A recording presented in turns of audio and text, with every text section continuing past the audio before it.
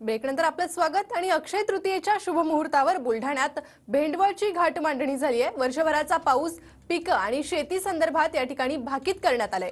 पहिल्या महिन्यात कमी तर दुसऱ्या महिन्यात सर्वसाधारण पावसाचा अंदाज वर्तवण्यात आलाय। ऑगस्ट आणि सप्टेंबर महिन्यात भरपूर पाऊस पडेल असंही भाकीत या ठिकाणी करण्यात आलंय। तर मागील 300 वर्षांपासूनची भेंडवळच्या घाट मांडणीची ही परंपरा कायम आहे।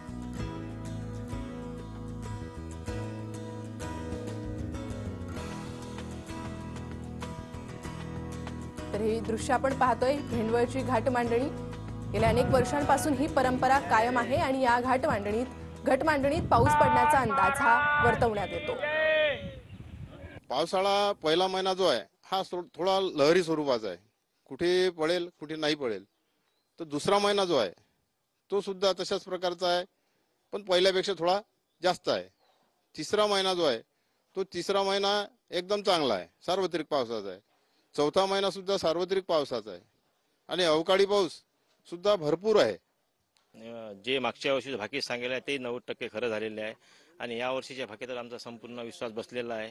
आम्ही दर्यापूर तालुक्यात सासन बुद्रुकमधून आलेलो आहोत आणि जे आपला पाऊस आहे, पहिल्या महिन्यात पाऊस कमी सांगितलेला आहे, दुसऱ्या महिन्यात पाऊस म्हणजे असा चांगला सांगितला आहे आणि तिसऱ्या महिन्यात त्याच्यापेक्षा चांगला सांगितलेला आहे।